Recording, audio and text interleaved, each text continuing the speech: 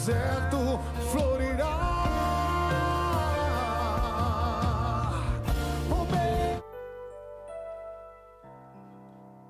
Deus é bom, amém?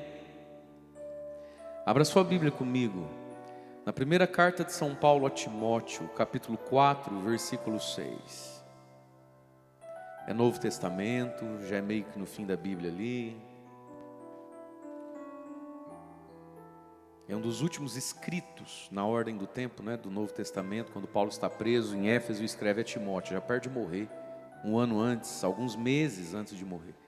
1 Timóteo, capítulo 4, versículo 6. Pergunta para quem está do seu lado, cadê sua Bíblia? Celular contém, mas não é Bíblia. Fala para ele assim, amor, me dá uma Bíblia de aniversário de casamento. Amém, glória a Deus. 1 Timóteo, capítulo 4, nós vamos ler do versículo 6 ao versículo 11. Eu vou ler na minha tradução aqui, da Bíblia da CNBB. Talvez a da maioria de vocês é Ave Maria ou alguma outra, mas as traduções se completam, tá bom? O tema que eu gostaria de dar para essa pregação é curando minhas ideias. Repita comigo, curando minhas ideias. Nosso irmão Rodrigo estava pregando e ele falou um pouco sobre isso, né? Pessoa que vive de ideia, porém existe uma realidade, uma verdade. E nem sempre as nossas ideias correspondem aos fatos, à realidade. Deus trabalha com a realidade. E na realidade tem bênção, tem cura. Porque a realidade quem criou foi Deus. Aí que está. A realidade das coisas. As coisas em si, quem criou foi Deus. Portanto, nas coisas criadas estão bênçãos, graças, salvação.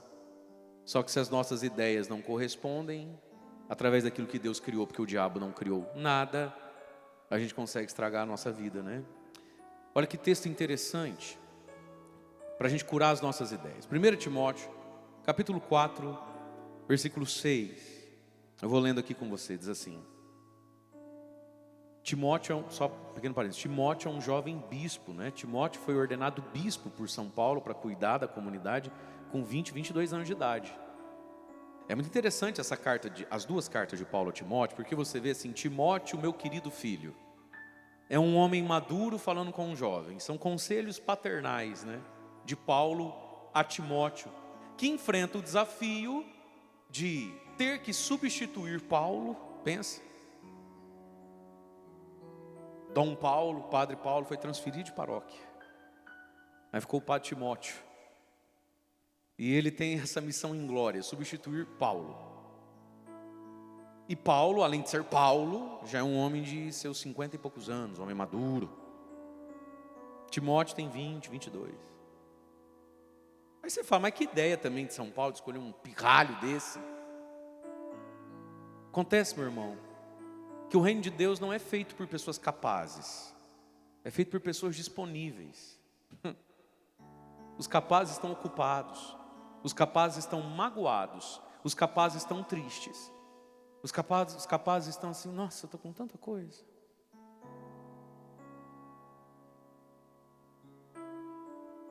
Deus trabalha com os disponíveis, e aí Ele vai capacitando os disponíveis, porque você tão capaz, está magoado, cansado, triste, e onde já se viu, a gente se esforça tanto, a pessoa pega e fala, então assim, eu não preciso passar por essas coisas. Então chupa essa manga aí. Certo? Você é um amor de pessoa, mas não está disponível. Quem é que São Paulo tinha disponível? Quem é que entendeu assim, poxa, vai acabar tudo? Poxa, não vai ter mais? Que dó! Quem foi que entendeu assim, nossa, que bonito se... Timóteo. Só que o moleque tem 22 anos de idade. E para Deus está bom. Para Deus está bom a sua disponibilidade. Você sabe que Satanás gosta na vida comunitária de colocar em nós alguns perfeccionismos. A gente que é pároco escuta muitas balelas. Não, padre, que eu não posso assim, porque assim, tudo que eu faço bem feito. Então assim, se não for para eu poder fazer bem feito, eu prefiro nem fazer. Mentira que você não faz tudo bem feito. Eu já almocei na sua casa, o arroz estava papa, faltou sal no feijão. A carne, você não faz tudo bem feito, não. Mentira! A gente tem umas histórias, não tem, gente? A gente conta uns miguezão, né? O golpe tá aí, cai quem quer. Se diz muito lá no Brasil, né? O golpe tá aí, cai quem quer. E você sabe que às vezes na vida do reino de Deus, não, porque se eu não puder dar o melhor de mim, ninguém está pedindo o melhor de você não, filho. Ninguém está chamando você para ser freira, nem monge, só dá o que está sobrando mesmo. Quem tem que dar tudo, a princípio, é o padre, é o religioso, a religiosa, é o consagrado a isso. E o consagrado a isso precisa do quê de você? Tudo? Não, só do resto. 1 ou 2 noites na semana já está bom. Eu estou livre todas as noites. Mas eu que estou livre todas as noites, preciso de uma noite sua. Senão a minha liberdade para todas as noites não dá em nada. Eu preciso de uma noite sua. Não, porque a gente... Pega na orelha de quem está do seu lado e puxa, até falar aleluia. Fala assim, menina, ele te conhece. Fala assim, amigo do céu, ele te segue no Insta? Como é que ele sabe essas coisas? Filho, eu já estou velho já, gente. Ó, 13 anos de padre já. Não tem mais nada de novo sobre a terra. Então, esse é Timóteo, um jovem disponível. Maravilhosa a carta de Paulo a Timóteo. Todo mundo deveria ler e se colocar no lugar de Timóteo. Todo mundo deveria ler pensando em algum Timóteo, porque você é mais vivido, experiente e velho do que alguém. São conselhos de um homem que quer o bem de um outro homem. Entendendo que o maior bem que um homem e uma mulher pode ter na vida é estar envolvido com o reino de Deus. Cada um ao seu tanto, ao seu modo, né? Muito bem, vamos lá então, porque o tema é curando as nossas ideias, né? Vamos lá. 1 Timóteo capítulo 4, versículo 6 vai dizer assim: ensinando isto aos irmãos, Timóteo, serás um bom ministro de Jesus Cristo. Ensinando isso o quê? Aí você tinha que ter lido o que estava antes disso aí. Vamos daqui para frente, depois você lê. Ensinando isto aos irmãos, serás um bom ministro de Jesus Cristo. Na minha Bíblia diz assim, e está grifado aqui, vou até reforçar com o meu verde Palmeiras aqui. Nutrido com as palavras da fé e boa doutrina. Na sua Bíblia está qual expressão? Na minha está dizendo nutrido com boas palavras. Na sua está diferente disso? Alimentado. Alimentado, nutrido. Alimentado, nutrido com as palavras da fé e boa doutrina, que tem seguido fielmente. Versículo 7, olha o que o Rodrigo estava pregando. Rejeita, porém, as fábulas mundanas e histórias de gente caduca. Na sua Bíblia está como? Pessoas caducas. Doido. Caducado. Muito bem. Nutrido com as palavras da fé e boa doutrina, rejeita, porém, fábulas mundanas e histórias de gente caduca. E exercita-te para a piedade. Não é isso que está aí no versículo 7? Esforça-te, exercita-te, certo? Para a piedade.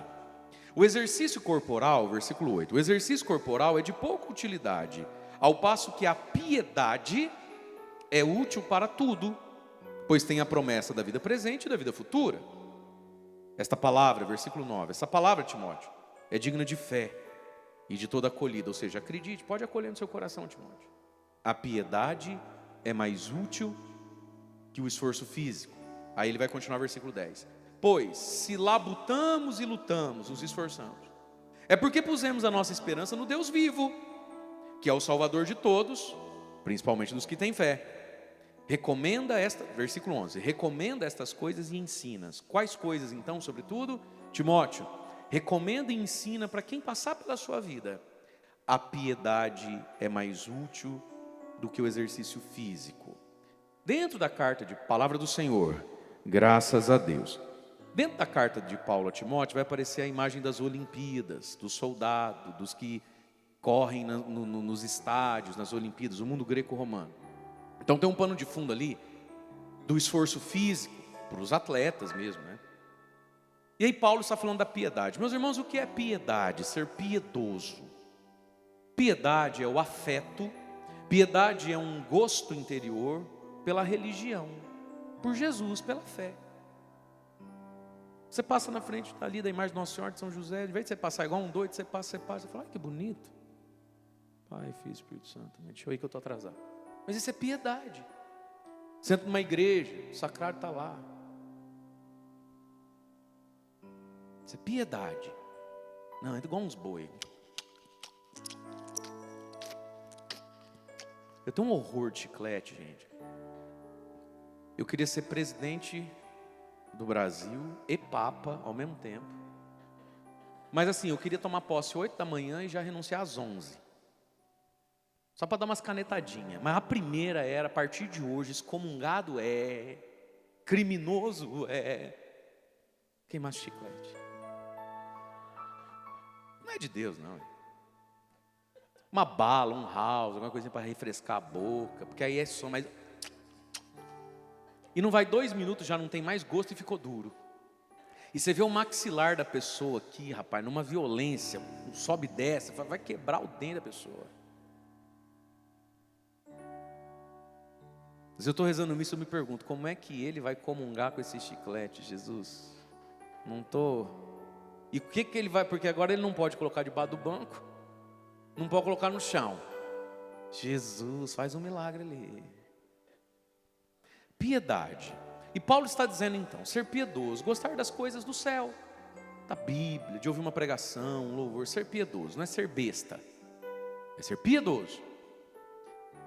E aí Paulo está dizendo, Timóteo, exercita-te para a piedade, amigo. Ser um homem, uma mulher piedoso, ou seja, gostar de Deus. Muito mais do que saber que Ele existe, certo e errado, é pecado não ir porque é domingo. Ter piedade, ter um afeto interior por essas coisas. E o afeto interior não tira de nós que está calor ou está frio, está com cólica sem cólica, a coluna está doendo ou não está doendo. Mas com esses desconfortos do corpo ou da alma, a semana foi difícil, me falaram umas asneiras lá, me humilharam. Mas a piedade é uma doçura interior com Deus. Você sabe o que é piedade. Ergue a mão quem é casado. Lembra quando você namorava? Você era piedosa. Você era agora virou esse demônio. Virou esse cavalo, esse xireque. Mas o seu marido mesmo, ele era piedoso no tempo do namoro. O que significa isso? Olhando para o padre. Ele estava cansado, ele estava com dor, ele ouviu um monte de coisa ruim no trabalho, ele sentiu raiva, ele sentiu não sei o quê, mas aí deu 6 e pouco. Ele saiu do trabalho, lembra? Ele era piedoso. Você é daquele tempo que não tinha celular, que era tudo mais difícil, até para se ver. Ele ia lá, tomava um banho rapidinho, lembra? Passava um desodorantezinho, batia um gelzinho, uma brilhantina, não é? Tinha cabelo, lembra? E aí, morava do outro lado da cidade. Ele saía cantando os pneus da bicicletinha dele. E ia te ver. E chegava lá, apesar de toda a dor física, de todo o cansaço, daquele patrão, daqueles amigos de trabalho, do pouco dinheiro. É corintiano, vocês viram o que aconteceu essa semana? Corintiano não tem e não merece ter também. Eu fiquei feliz de ver. Ele chegava diante da senhora, ele era piedoso. Oi, meu anjo. Oi, meu amor, que linda. Como é que foi seu dia? Ele falou, não, esquece isso, só vim para te ver, eu quero saber do seu dia.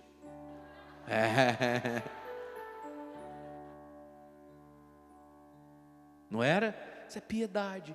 Apesar dos pesares, eu tenho afeto por você. E na hora de ir embora? Ia embora, chegava em casa, tinha que trabalhar cedo, um ligava para o outro. No fixo. Lembra? Desliga você. Não, desliga você. Então tá, amor. Nossa, já quer desligar? Mas ficou junto das 6:30 da tarde, 00:30. Amanhã é quinta-feira, tem que trabalhar. 40 minutos de ligação já ali. Desliga você, não desliga você. Não, então você desliga. Ah, aceitou desligar? E às vezes a senhora também tinha tido um dia difícil, ajudou no trabalho da casa, estava de TPM. Mas em relação ao seu namorado, noivo, marido, casadinho de novo, havia piedade, havia doçura. Piedade é a doçura, apesar dos pesares. Nossa, gente, isso dá um acampamento de casal, não dá? Tinha que fazer um aqui só para casal, você não acha? Tudo casado. Já tem mulher chorando, já tem homem de bochecha vermelha. Nossa, a gente ia fazendo uma cura já agora. Abraça ele, é gostoso as coisas. Piedade.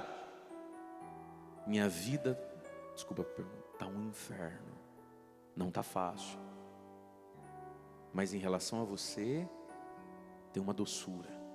E você convoca em mim essa doçura.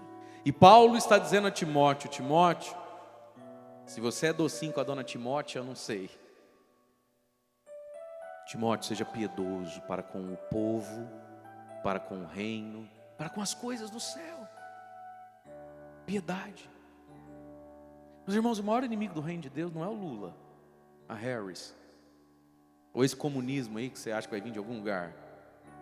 O maior inimigo do reino de Deus é a nossa falta de piedade. Porque está calor, porque está frio, porque me olharam feio, porque trocou o padre, porque acabou o dinheiro, porque o green card não saiu de novo. Jesus vem até mim através da minha comunidade, através das necessidades das pessoas. E Ele encontra em mim um ser azedo, seco. Sabe o que significa dizer Jesus é o Senhor? Tu és o centro da minha vida. Significa dizer que as circunstâncias, que às vezes estão boas, às vezes não estão tão boas, não mudam o que eu tenho para dar a Jesus. E a nossa vida anda, progride, bum, vai para frente, quando eu começo a dar a Jesus. A fé geralmente começa com o que Jesus vai me dar. Pare de sofrer, campanha do milagre. Vale dos valentes. E é assim que a gente faz com os outros também. Cerco de Jericó. Vai lá, menina, no cerco de Jericó. Mas desce o padre no final, coloca a mão na sua cabeça. Desendemoneia você, desencapeta, sei lá. E a nossa fé é assim, é igual o filho pródigo. Vou voltar para papai. Por quê? Porque eu estou com fome, estou fedido. Mas gente, o que manteve o filho pródigo dentro da casa do pai dele, depois que ele volta, porque tem um negócio chamado recaída. O que manteve aquele menino dentro da casa do pai foi ele parar de olhar para o pai e perguntar o que o pai tem para me dar. Isso ele já sabia. E ele viu que o pai é muito bom, o pai dá. Ele começou a se perguntar, o que eu posso dar para o meu pai? Acho que chegou minha hora de dar algo para o meu pai. O ser humano fica maduro, protegido dos males e perigos, quando ele olha para o pai da terra mesmo, para a mãe, para aquela avó que fez papel de mãe, e pergunta assim, o que eu posso dar para ela? Você conhece gente que a idade vem vindo e ele só olha para o que deram ou não deram para ele. Tá, mas o que você pode dar? Vira essa página. O que te deram, o que não te deram, não te deram. Agora você tem mulher e filhos, você tem esposa e filhos. Eu tenho uma paróquia, vou ficar lembrando que quando eu tinha 13 anos, eu era baixinho, gordinho, a menina olhava, vá pros córneos. Sabe? Vira essa página, cara. O que você pode dar? É porque eu não tive pai, não tive mãe. Você não teve pai, não teve mãe, deve ser muito doído. Eu tive, não estou tirando sarro de você. Não sei qual é essa dor aí que você sente, porque eu tive. Você não teve, eu não estou nas suas botas. Mas viremos a página, meus irmãos, porque se você teve ou não teve pai, nós somos imagem e semelhança do Pai do céu. Por mais sofrido que tenha sido a sua vida, quando você olha para Jesus, e a palavra diz, todo aquele que clamar o nome do Senhor será salvo. Quando a gente clama por Cristo na nossa vida, a gente se torna capaz, mesmo que não teve pai, mesmo que não teve mãe, mesmo que foi pobre, mesmo que passou. É porque eu passei muita fome. Tá gordo aí agora, quase precisando de uma bariátrica. Vira a página do passei fome. E se pergunte, Jesus, o que eu posso fazer pelo Senhor? E aí Jesus vai te mostrar pessoas, fatos. E você nunca mais diante dessas coisas, é porque eu não tive pai. E você vai ser Deus para o outro, instrumento de Deus para o outro, através da igreja, através das pessoas que Deus coloca na sua vida. E para você mesmo, porque o maior mandamento é amar a Deus sobre todas as coisas e ao próximo como a si mesmo. Amar a si mesmo. E amar a si mesmo não é lutar contra os efeitos do tempo, se enchendo de borracha no rosto. Amar a si mesmo não é ficar dando a si prazeres e coisas. Amar a si mesmo é dar Deus a si mesmo. Porque, meu querido, só uma pessoa pode dar Jesus para você, você mesmo. Deus coloca diante de nós um pregador, uma igreja, uma comunidade, sofrimentos e alegrias, que é para ver se a gente entende Apocalipse 2, eis que estou à porta e bato. Se alguém me ouve e abre a porta, eu entro. Então, os evangelizadores da nossa vida levam Jesus até a nossa porta e nos ajudam a ouvir. Ei, tem alguém batendo na porta da sua vida aí. Ou você tem outros interesses agora? Mas é você que abre, percebe as batidas na porta. E meus queridos, a nossa vida vai para frente quando a gente começa a dar, doar a Deus, ao próximo. Mas olha que linda essa palavra: nutrido com palavras de fé e boa doutrina. Nutrido, na sua Bíblia aí, alimentado. A gente precisa se alimentar disso. E quanto custa boa palavra e doutrina? Quanto custa? Custa, ou o que custa, né? Qual é a moeda disso? Tempo. Gente, o tempo revela nosso coração, o tempo revela os nossos afetos, o tempo revela os nossos amores. A gente tem tempo para aquilo que ama. Boa palavra, boa doutrina custa o quê? Tempo. Muito mais do que dólar, inscrição, taxa, mensalidade. Custa o tempo. E a gente tem tempo para aquilo que ama. Recomenda e ensina isso, Timóteo. Piedade vale mais que o corpo. Pega a mão de novo, quem é casado tem filho. Ensina e recomenda para os seus filhos. Ser piedoso, gostar de Jesus e das coisas relacionadas a Jesus vale mais do que tudo aquilo que a gente alcança através do corpo. E vocês moram na América, não é isso? O sonho americano. Ensina para os teus meninos a piedade, gostar de Jesus, ter docilidade com Jesus, faça sol ou faça chuva, é a coisa mais importante da vida. Porque aí disse Paulo ali, ó, versículo 8, olhe comigo: o exercício corporal é de pouca utilidade, ao passo que a piedade é útil para tudo, pois tem a promessa da vida presente e da futura. O piedoso vai para o céu. Olha que bom negócio, sim ou não? Mas está dizendo a palavra que a piedade tem uma promessa, tem uma bênção para a vida futura e para a vida presente. Gente, a pessoa piedosa já vive melhor na terra. Essa é a grande vantagem do Evangelho. Além de ir para o céu, que já valeria tudo na vida, já vale a pena. Você já parou para prestar atenção nessa expressão? Não, vai sim, vai valer a pena. Na língua portuguesa, pena fala de duas coisas: problema com justiça, penalidade, vai valer a pena, por 7 anos, por 5 anos, vai ficar preso, não parará. E na língua portuguesa, pena é outra. Qual é a outra coisa que nos vem à cabeça quando a gente fala pena? Galinha.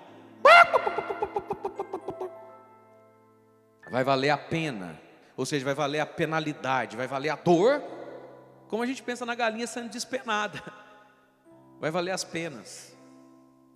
Ser despenada porque vai ser cozinhada. Gente, se fosse só o céu ser cristão, já valeria a pena, a penalidade, porque cristão não pode falar tudo que quer, não pode ir em todos os lugares, não pode fazer o que dá na telha, só porque sentiu um foguinho, um sanguinho. Ai, porque a carne é fraca, né? Mas pecado é vitamina. Esse mundo de ideologias nada mais é de que uma profunda comunhão com o lado animal da vida. Certo? Tudo que eu sinto vontade, pum, igual um bicho. É certo, por que eu não posso? Existe uma penalidade, na verdade. Não é isso? Você está com muita vontade de esganar teu filho, mas você não pode fazer isso. A paciência, a caridade nos penaliza, porque é mais gostoso usar da ira quando está com ira do que usar de paciência quando estou com ira. Fidelidade, castidade nos penaliza. É mais gostoso ter relação e gozar dos prazeres da carne do que se segurar. Tomar um banho de água fria, rindo, né, velho? É uma penalidade. O bem muitas vezes nos penaliza, mas vale a pena. Essa pena vale, amém? E essa pena vale porque nos dá o céu, amém? Mas acorda quem está do seu lado, lutando para ficar acordado. Chacoalha assim, fala: mas já nessa vida vai te fazer bem. Ajuda ela aí, minha senhora, que ela está quase caindo, tadinha. Ajuda. Gente, antes de ir para o céu, vai valer a pena, amém? Você acha que São José entendeu isso? Valeu a pena, porque entrou no céu? Claro. Mas valeu a pena porque nessa vida São José foi feliz. Ó meu glorioso São José, que fostes escolhido por Deus Pai, obedecido por Deus Filho, enriquecido pelo Espírito Santo, amado pela Virgem Maria. Entrou na Bíblia como um homem justo e teve a morte e o velório mais chique, mais divino da terra. Morreu rodeado de Jesus e Maria. Coisa linda. Valeu porque foi para o céu? Também, mas não só, meus irmãos. Ser piedoso abençoa a vida presente. A pessoa piedosa, ela já está exorcizada de muitos males. Você sabe que uma das coisas que a gente precisa, talvez você não está precisando de um encontro com um padre exorcista, talvez você não está precisando de um escapular de Nossa Senhora do Carmo vindo lá do Monte Carmelo, do pé do profeta Elias. Às vezes o que a gente está precisando, gente, é mudar essa nossa natureza impiedosa. Dependendo do que a gente viveu, do que a gente viu, do que a gente se permitiu, a gente vai ficando impiedoso, vai ficando um ranço em nós. Às vezes a gente não sente isso, a gente está andando na linha, a gente está certinho, né? Pulseirinha de Nossa Senhora, mas por dentro de nós tem um bandido, não tem? Tem um safadão. Você vai falar para você, gente, se essa pombagira existe, eu acho que eu engoli ela com pena e tudo. Não é possível, rapaz. O pecado deixa trejeito em nós, né? Leva tempo, gente. É por isso, meus irmãos, que a gente precisa de conversão, amém? Conversão, você zera a conta, vai lá, se confessa culpado, porque Jesus escolheu sacerdotes e homens e não travesseiro e chuveiro. Você confessa com o padre. Aí você zerou a conta, você estava indo aqui para o quinto dos infernos, Daniel. Aí a pessoa converteu. Ela não está indo mais para cá, ela converteu, ela está indo para lá. Fala amém. Fala glória a Deus. Fala ufa. Só que o precipício está aqui, ó. Agora vem a santificação. Santificação me distancia do cão, do big dog, do devil, e me aproxima de Jesus. Agora isso é trabalho para uma vida inteira. Amém? E aqui nesse caminho a gente cai. Aqui nesse caminho às vezes a gente vai mais devagar. Aí vem um desânimo, fruto do nosso orgulho, da nossa vaidade. Você fala assim, mas tanto que eu resto, tanto que eu já me confessei isso 10 vezes. Eu acho assim que tipo, mas, gente, os nossos desânimos nada mais são do que filhos da nossa vaidade. Foi você que colocou na sua cabecita assim, nossa, mas já faz 7 anos que eu caminho aqui na paróquia, que eu, acho que eu já tinha que ter superado isso ou aquilo na minha história. Pensa em algo que você não superou ainda. Aí vem tiver um desânimo, mas o desânimo não vem porque já faz 7 anos. O desânimo vem porque você acredita que eu preciso de mais estrada, de mais treinamento para me libertar disso. Eu sou ruim assim. Eu sou miserável assim? Sim, você é. E aí isso produz desânimo. Desânimo é filho da dona vaidade. Não é porque faz 7 anos, é porque você está trombando com a tua vaidade. E quem disse que você não possa precisar de 12, 15 anos? E aquele amigo com 6 meses resolveu que você vai levar 12 anos para resolver? Ai, dá um desânimo. Desânimo é filho da vaidade. Bate no peito comigo, falando, ainda bem que eu vim aqui hoje. Eu estava achando que eu estava desanimado. Nada, eu sou só vaidoso, com força. Bate na tua carinha e fala assim, por que eu não posso cair e levantar mais 1000 vezes? Deus não me condena, eu que estou me condenando. Vai, bate na cara e fala, eu acho que eu sou vaidoso. Eu achava que eu era só fogo na roupa, mas não, eu sou vaidosa. Olha.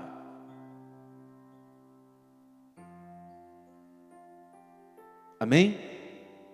E aí, ainda dentro da carta de Paulo a Timóteo, quero convidar você a ir um pouquinho para frente. Agora nós vamos para 2 Timóteo. Essa aqui sim, o último escrito de Paulo, possivelmente, 6 meses antes de morrer, decapitado. 2 Timóteo, capítulo 3, versículos de 14 a 17. A ideia dessa manhã é isso. As nossas ideias frívolas, certo? Então vamos lá. Nós vamos mudar de ideia. Vamos trocar de ideia. Para qual ideia eu vou agora? Vamos lá. 2 Timóteo, capítulo 3, versículo 14 ao 17. Paulo está dizendo a Timóteo, então, assim, ó. Achou? 2 Timóteo 3, 14 a 17. Quanto a ti, Timóteo, permanece firme naquilo que aprendeste e aceitaste como verdade. E sabes de quem o aprendeste. Versículo 15. Desde criança, filho, conheces as escrituras sagradas. Elas têm o quê?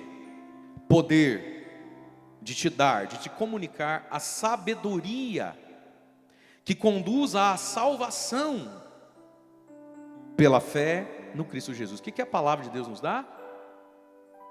Ela tem um poder, a Bíblia. O que ela joga em mim? O que ela injeta em mim? Sabedoria que conduz à salvação.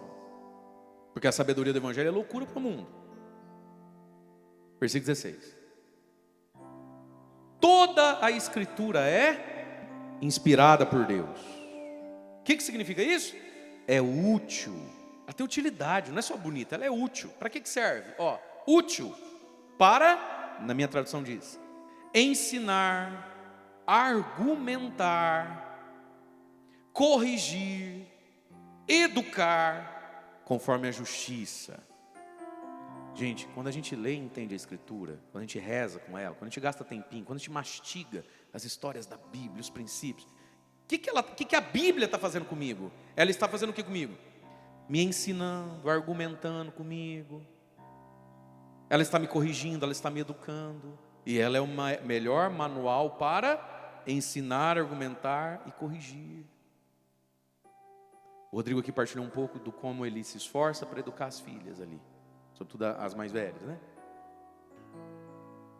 Isso é uma pedagogia da palavra. Percebe? Que lindo.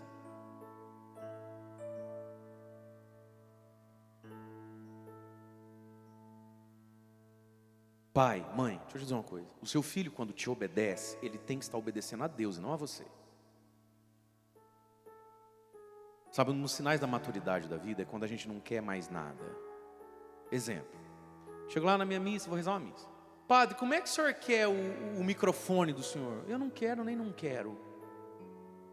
Eu quero o que tem que ser. Como é que tem que ser o microfone do padre? Eu vou fazer uma homilia de 45 minutos, 1 hora. Quem está lá no fundo está me escutando? É que o Padre Mário gosta de som alto. Eu não gosto de som alto, nem não gosto de som baixo. Eu não gosto de som. Eu não tenho que gostar de som. Esse som tem que estar assim. E se estiver assim, você não está obedecendo ao Padre. Você está obedecendo a Deus, entende? A realidade. Nós vamos de um som que quem está lá no fundo me escute. É isso que nós precisamos. Eu não quero, nem não quero, meu irmão. Gente, o problema da nossa vida é que a gente quer. Eu não quero, nem não quero. Quando você vai educar seu filho, o seu filho tem que ter esse entendimento.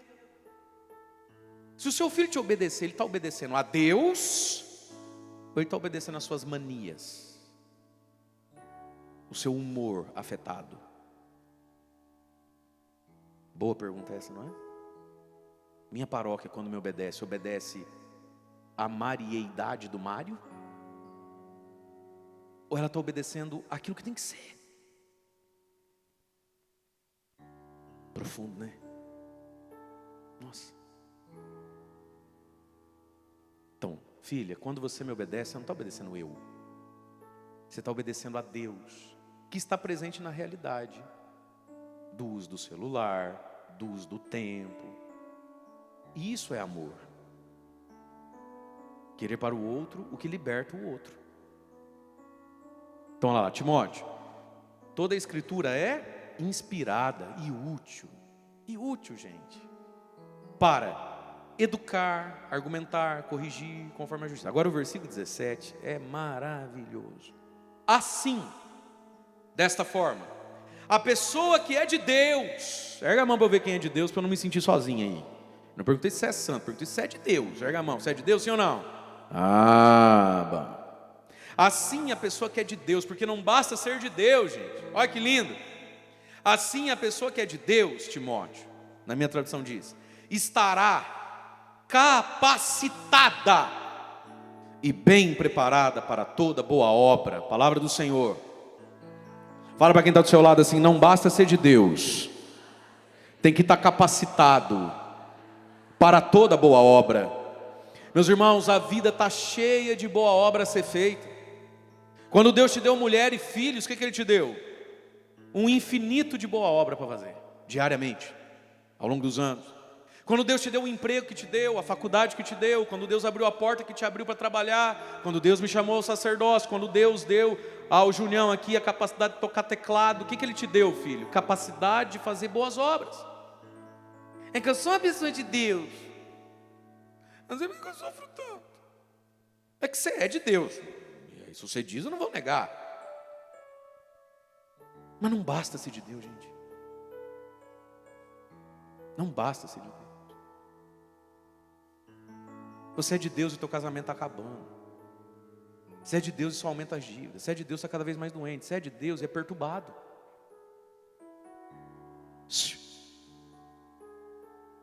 A pessoa que é de Deus estará pela palavra, pelas ideias da palavra, e não as ideias frívolas dos pagãos. Pelas ideias e verdades da palavra. A pessoa que é de Deus, porque você é de Deus, estará capacitado, ser capacitado. Curso de capacitação para ser capacitado e bem preparado para toda a boa obra. O problema, gente, é que a vida nos dá ocasiões de boas obras, só que a gente não está capacitado para aquilo, porque a gente tem umas ideias na cabeça esquisitas, de ponta cabeça. A palavra nos capacita para a boa obra. Que boa obra maravilhosa é ser mãe, pai, esposo, esposa. Que boa obra maravilhosa é estar numa paróquia e servir, ajudar. E Deus vai te capacitar para isso de duas formas. Primeiro, vencendo seu medo. Como é que você vai fazer uma boa obra se você é jacu? Você tem que perder o medo. Ai, nunca fiz. Vença o medo, faça. E esse não é muito o problema dos seis aqui não, porque você me desculpa, irmão. Vamos continuar amigo, tá? Eu não tenho a coragem que vocês têm nunca na vida. Você entrar num avião e vir para um país igual vocês vieram, sem o documento. Eu? Não vem não. Que coragem a sua. Então acho que medo não é muito seu problema não. Já deu para ver que a tua natureza é de gente meia sem... Não, sem juiz não, corajosa. Desculpa. E quando você chegou aqui? Não, na verdade eu não cheguei aqui, né? Eu cheguei no México. Véi, tira uma foto comigo. Quem é Rambo perto de você? Schwarzenegger. Bobão. Pode aplaudir. É louco, irmão. O cara vinha pelo México. E não tinha um WhatsApp, né? Você é pau de dar em doido mesmo. Então, medo já não é muito seu problema. Mas Deus nos capacita em outra área, gente, pela oração. A piedade e a oração nos vincula a Jesus e nos torna capazes de uma boa obra, que é vencer o nosso ego. Porque o nosso ego é que sente vergonha, o nosso ego é que sente raiva, o nosso ego é que sente a dor da crítica. Filho, filha, você acha que quem está na vida aí, vamos pensar no reino de Deus então. Você acha que quem está no reino de Deus, frutificando e fazendo diferença, pouco ou muita, por que essa pessoa está onde está? Por que Deus faz o que faz através dela? Eu vou te dizer, dom, carisma, ok. Só que nada adianta se você não capacitar o teu ego para levar pancada. Ou você aprende a levar pancada, ou você cria casca nesse negócio onde você faz mimizento dentro de você. Você não vai ter nada na vida. Só que eu olho para você e eu vejo alguém capaz de levar pancada e crítica, porque eu acho que quando você veio para cá, pouca gente apoiou e muita gente falou, não faça isso. Vai deixar nós aqui? Nunca mais ver minha mãe? Você já viveu a experiência do ser um tanto quanto cascudo. Você não estava aqui. Então, meus amados, a palavra, as ideias da palavra nos capacitam para toda boa obra, tirando o medo e nos capacitando por dentro contra esse tal do desânimo, dor, angústia, sabe? Preconceito um com o outro. Deus quer te capacitar para isso. Tem muita gente tropeçando em pedra que você já desviou. Tem muita gente capotando o carro da vida em curva que você já fez. Deus quer te capacitar para toda boa obra. E a boa obra é a vida aqui agora com o que ela nos pede, com o que ela solicita de nós, pelo dever, pelos convites e por aquilo que toca no nosso coração. Só que a gente gosta de terceirizar serviço. Exemplo, você vai numa missa de Nossa Senhora, aí você sente uma dor no coração, que não vai ter coração de Nossa Senhora. Ninguém nem pensou nesse assunto, ninguém conseguiu organizar uma coração de Nossa Senhora. E para um número de pessoas faz diferença nenhuma, teve, não teve, mas para você doeu não ter. E não só doeu não ter, como você achou assim, nossa, seria tão bonito se tivesse. Aí a pessoa vai e fala com o padre. Ai, padre, estava na missa. Ai, eu nem queria chorar, mas assim, deu uma dor, né? De não ter coração de Nossa Senhora. Seria tão bonito se tivesse. O senhor nunca pensou em convidar alguém para cuidar do coração de Nossa Senhora? Se o seu padre é no mínimo inteligente, ele vai falar assim, acabei de encontrar a pessoa. Não, a gente quer convencer os outros do quão bonito é e quão triste é. Você já está convencido, é teu, abacaxi só descasca, meu anjo. Ai, podia ter alguém aqui para arrumar, né? Gente, a maioria das pessoas passou e nem viu a bagunça. Foi você que viu e sentiu dor por estar bagunçado e viu que bonito seria se tivesse organizado. De quem é que é a limpeza? É sua.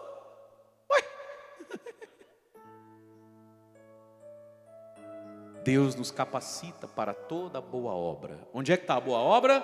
Diga comigo, no dever. Diga comigo, nos convites. E naquilo que o meu coração sente como bonito e como que pena. Então é contigo mesmo, filho. E foi isso que São Paulo encontrou em Timóteo. Timóteo, ninguém acha mais bonito o meu ministério do que você. Timóteo, ninguém vai sentir mais dor de não ter um homem que prega como eu. Então, Timóteo, é contigo mesmo. Ah, mas eu não sei. Vai aprender. Eu aprendi, você aprende. E foi assim na vida de São José. Talvez ninguém mais do que São José, entre os homens de Nazaré e do judaísmo de então, sentia assim, meu Deus, que bonito seria ver o nascimento do Messias. Meu Deus, que pena que o Messias não nasceu ainda. Deus olhou e falou, Zé, vem cá, vamos resolver esse problema. Achei um homem que acha isso lindo, um homem que sente a dor disso ainda não existir, é contigo mesmo.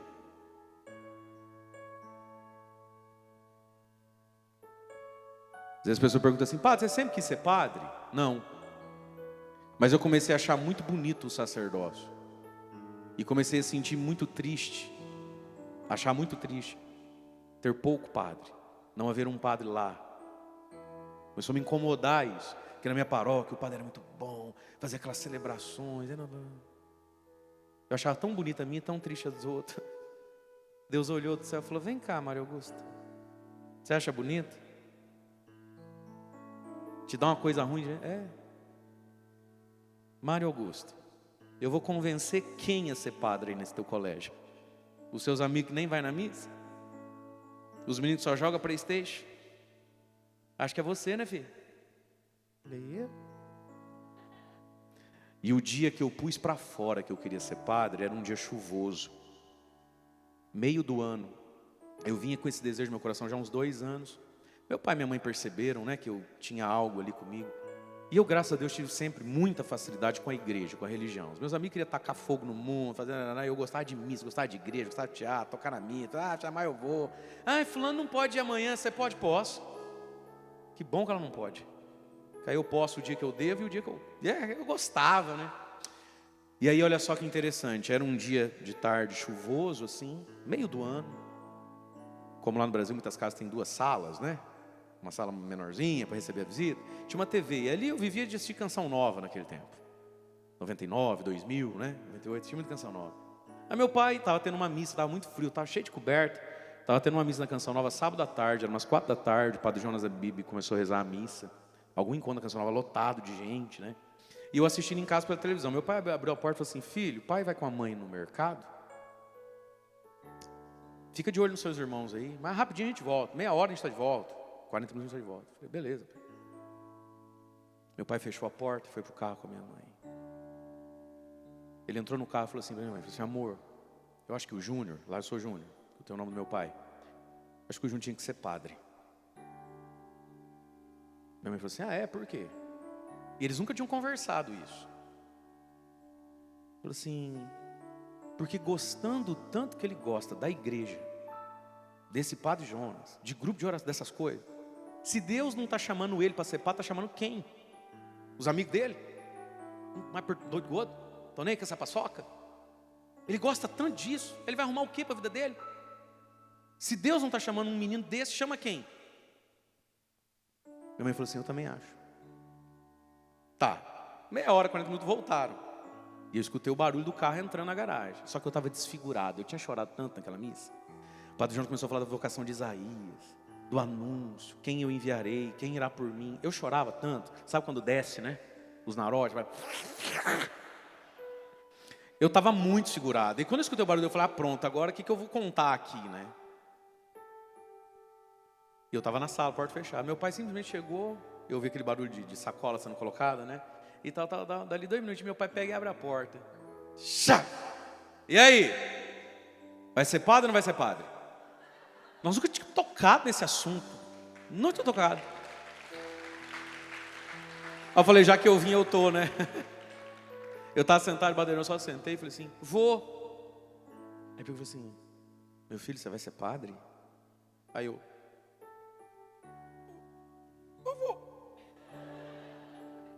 Ô filho, amor, vem cá. Deixa essas crianças aí, deixa os outros, fecha a porta, entra assim.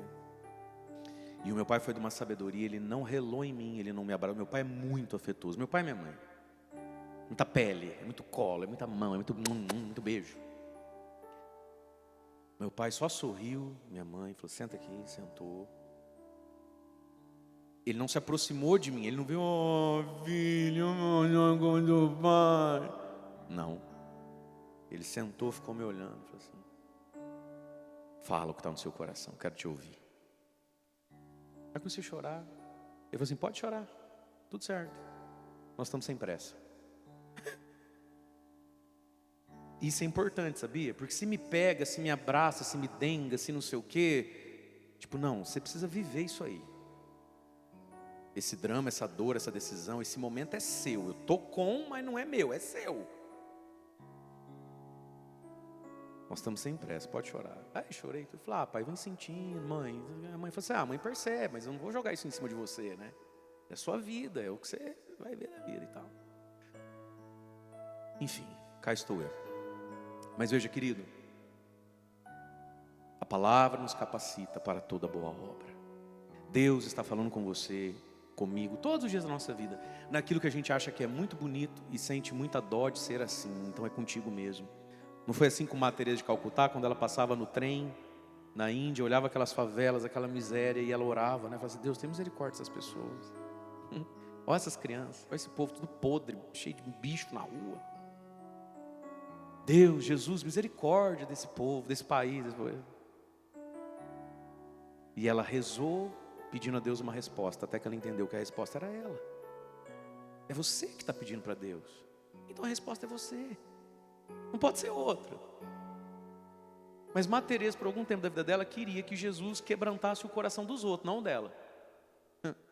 Porque a gente entra a achar bonito e botar a mão na massa, tem uma distância, não tem? Entre a tristeza, o sonho e a realidade, tem a gente e a nossa renúncia. Mas a palavra muda as nossas ideias. E aí, só para a gente encerrar então, vamos pegar o Evangelho, lá em Mateus, bem no comecinho do Evangelho de São Mateus, as tentações de Jesus. Só para a gente entender, eu sei que você já sabe, como é que foi que Jesus venceu suas tentações. E ao longo do encontro, a gente vai caminhando, a gente vai chegar em São José, a gente vai chegar em casamento, a gente vai chegar em marido, mulher, educação de filho. A gente vai chegar. Pega comigo, Mateus capítulo 4, é a cena da tentação de Jesus. E os 3 inimigos da nossa alma, né? Nós temos 3 inimigos: o diabo, o mundo velho sem porteira com as suas futilidades e a nossa própria carnalidade, né? São os 3 inimigos da alma humana.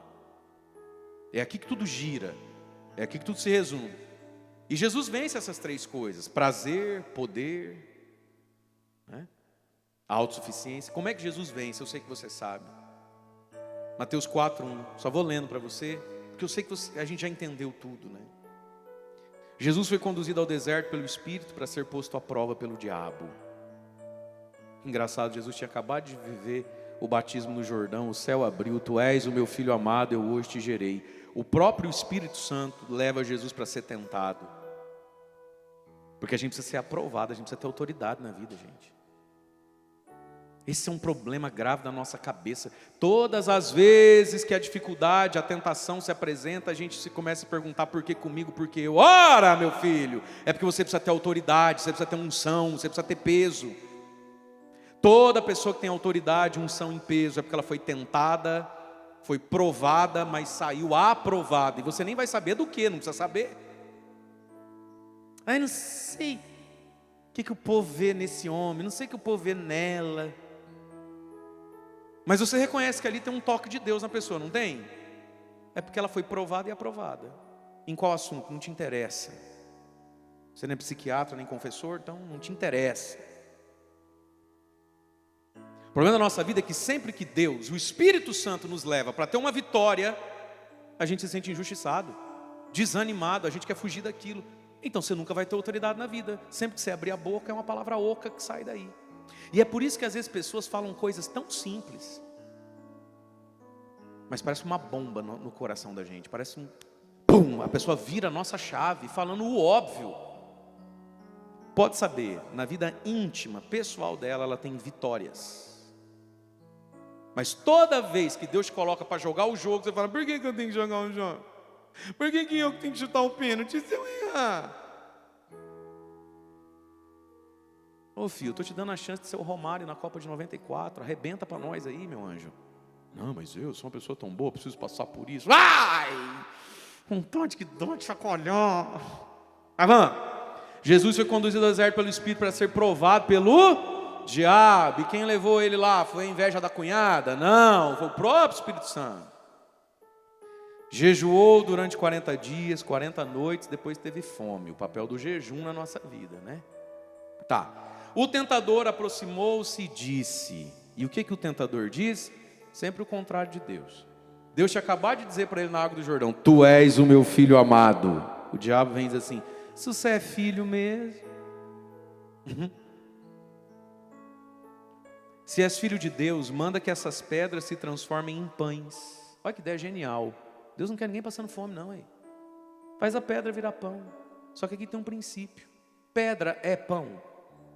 Pedra é pedra. Deixa a pedra ser pedra. Você quer pão? Quero. Você precisa de pão? Preciso. Não faça a pedra virar pão. Esse dinheiro é seu? Não. Então não faça esse dinheiro ser seu, se ele não é seu. Esse homem é seu? É melhor que o que você tem, não duvido. Mas é seu? Não faça a pedra virar pão. Não faça amante virar marido. Amante é amante, não é marido. Essa mulher é sua? Não. Melhor que a sua? Nem, os homens ficam assim. E o medo que ele tem de fazer qualquer movimento e a mulher do lado. Esse terreno está perigoso, eu sei. Não faça amante ser esposa. Entendi isso. Não faça essa viagem, esse ser remédio. Isso não é remédio, isso é droga. Entendeu? Faz a pedra virar pão. E Jesus não falou: não gosto de pão. Não vejo graça com pão. Ele amava pão, ele disse, eu sou o pão da vida. E ele, na hora de multiplicar os pães, de vez de multiplicar um para cada um, multiplicou para sobrar 12 cestas e levar na barca. Gente, Jesus amava pão. Parece que eu estou vendo. Recolhe, não deixa sobrar nada, que hoje nós vamos arrebentar de comer pão. Na hora que entrou no barco, Pedro falou, Senhor, o Senhor é o bichão mesmo, hein? O Senhor arrancou capeta, aleijada, andou, multiplicou o pão. E Jesus falou assim, que nada, Pedro. Isso é bobeira. Isso é facinho. Deus amava pão, gente. Mas, já está de verde palmeira, mas faz muito tempo, vou reforçar. Jesus respondeu, está escrito. Não só de pão vive o homem, mas de toda a palavra que sai da boca de Deus. Está escrito. Gente, a vida tem muitas artimanhas. Para arrumar relacionamento, dinheiro, existem muitos modos de se chegar a um lugar. Sim ou não?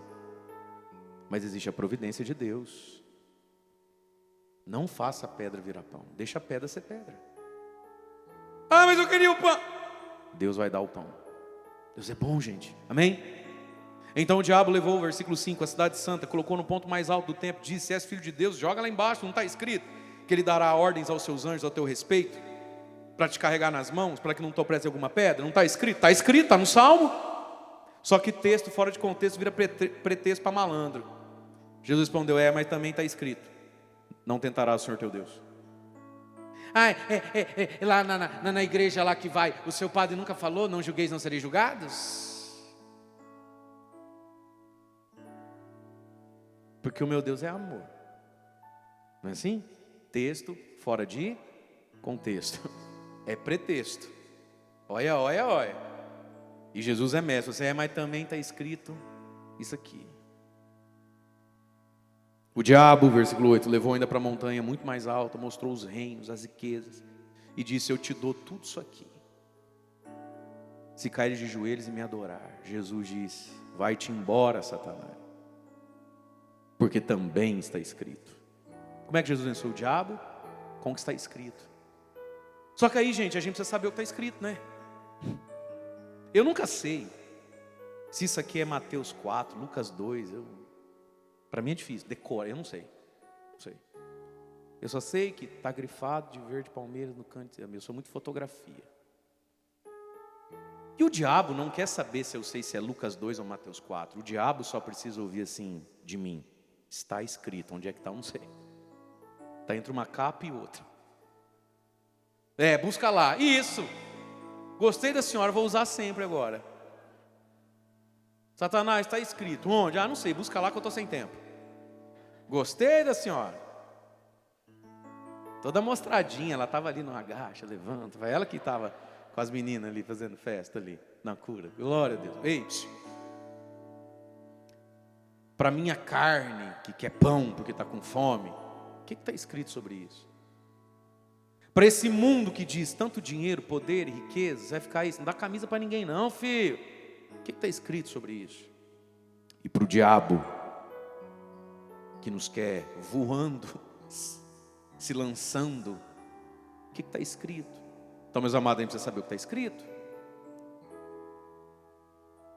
A palavra de Deus precisa ser guardada na memória. Por isso que eu gosto de anotar, grifar. Aqui, ó. A pregação do Rodrigo está toda rabiscada aqui, ó. Eu estou ali atrás, eu estou rabiscando aqui, filho. Fala para quem está do seu lado, isso porque ele é padre. Fala. Você não é padre, não é padra, e nem nada, né, meu anjo? Então depois, né? Então, porque está escrito, adorar o Senhor teu Deus, só Ele prestará culto. Agora olha que lindo, meu querido, minha querida. Quando a gente cura as nossas ideias pela força da palavra, o que acontece? Versículo 11. Por fim, o diabo deixou. O diabo vai te deixar. Vai me deixar. Ele não fica ali para sempre. Por fim, o diabo o deixou e os anjos se aproximaram para servi-lo. Coisa linda. Gente, tinha dia e hora o voo dos anjos para chegar naquele deserto com a cesta de pão. Você imagina se os anjos chegam e Jesus não está? Que era questão de paciência, os anjos chegavam. Diga comigo assim, a paciência tudo alcança, A paciência tudo alcança, gente. O problema é que Deus vai chegar na sua vida, na minha vida, amém? E quantas vezes Ele chegou e a gente não estava mais lá. Aí os anjos chegam com aquele pão fresquinho e está lá Jesus mastigando pedra. Não, filho, estraga o almoço, não. Está vindo providência na nossa vida, amém, queridos? Só que a gente precisa aguentar, espera. E olha o que a palavra está dizendo. O diabo o deixou, e quando o diabo o deixou, o diabo não levou ele consigo. Quando o diabo o deixou, Jesus não estava todo quebrado, estraçalhado. Gente, a tempestade vai passar na nossa vida. A noite passa, o outono passa, o inverno passa, a primavera, verão chega. O problema é que quando chega, nós estamos todo quebrado, todo arrebentado, por falta de uma palavra que nos orienta. É ou não é verdade? As paixões passam, não passam? Tudo passa. E o problema é que quando passou a paixão, você estava grávida dele, morando nos fundos da casa da mãe dele. Você olha para ele e fala, gente, onde é que eu senti a vontade de dar para esse homem? E a vontade passou, o diabo te deixou. Foi ou não foi? Só que agora você está aí amarrado para o resto da vida. Ele não paga nem a pensão. Quantos homens você olha e fala, como é que eu tinha vontade de... Jesus... Mas agora eu já tenho um divórcio com ela. Já não tinha acontecido isso com um carro. Financiou um carro, uma roupa, o celular novo, não sei o quê. Onde é que eu estava com a cabeça? Gente, tudo passa, as nossas vontades. O problema é que quando passa a gente está destruído. Esse é o problema. É que quando passa a gente está desnorteado. Não. Olha o que está dizendo, passa. Jesus não disse, aquele que escuta a minha palavra e põe em prática, é como a casa sobre a rocha. Chuva, tempestade, passa. O Milton não passou? Era Milton, virou Miltim? Graças a Deus, diminuiu o tamanho do Milton. E gente, quando a tempestade passa, se ela não me derruba, como é que eu fico? Limpo. Ainda lavou meu telhado de graça. Vem uma chuva, se a chuva não levar o carro ladeira abaixo, o carro ainda fica limpo, você economizou a lavagem do carro. A gente tem que aguentar. Mas o que é que nos faz aguentar? Santas ideias que nos vêm da palavra, amém?